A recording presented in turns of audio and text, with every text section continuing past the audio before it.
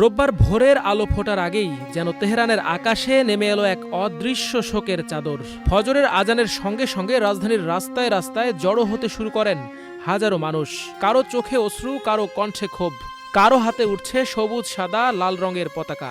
ইরানের সর্বোচ্চ নেতা আয়াতুল্লাহ আলী খামেনি আর নেই। এই খবর ছড়িয়ে পড়তেই শহর যেন থমকে দাঁড়ায়। রেভলিউশন স্কোয়ার থেকে তেহরান বিশ্ববিদ্যালয়, সবখানেই মানুষের ঢল। যেন ইতিহাসের এক করুণ অধ্যায়ের সাক্ষী হতে সবাই ঘর ছেড়ে পথে নেমেছে। রাষ্ট্রীয় সম্প্রচার মাধ্যম Islamic Republic of Iran broadcasting এর ফুটেজে দেখা যায় হজরত ফাতিমা মাসুমেহ মাজার প্রাঙ্গণে কান্না ভেজা চোখে প্রার্থনায় দাঁড়িয়ে আছেন নারী, পুরুষ, তরুণ, প্রবীণ। কেউ নীরবে কোরআন তেলাওয়াত করছেন, কেউ খামেনির ছবিতে চুমু খেয়ে অশ্রুসিক্ত হচ্ছেন। আবার কোথাও শোক ধীরে ধীরে রূপ নিচ্ছে প্রতিবাদে। আমেরিকা নিপাত যাক, ইসরায়েল নিপাত যাক স্লোগানে কেঁপে উঠছে প্রাঙ্গণ। শোক আর ক্রোধ যেন একই স্রোতে মিশে গেছে।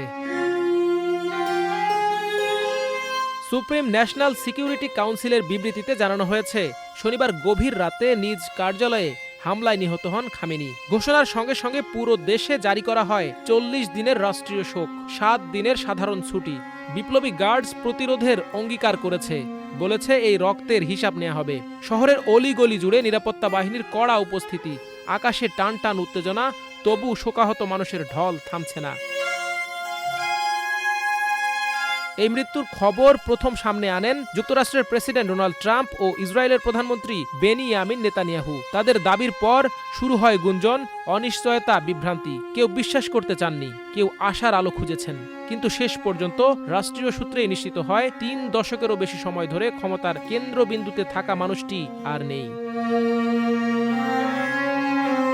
আজ তেহরানের বাতাস ভারী, মানুষের চোখে অশ্রু আর হৃদয়ে অজানা আশঙ্কা। এটি শুধু একজন নেতার মৃত্যু নয়, এটি এক অধ্যায়ের সমাপ্তি। কেউ বলছে এ মৃত্যু নতুন অগ্নিঝরা সময়ের সূচনা।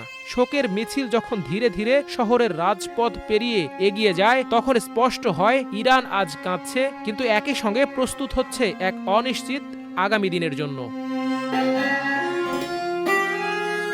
মাল্টিমিডিয়া ডেস্ক, আমার দেশ।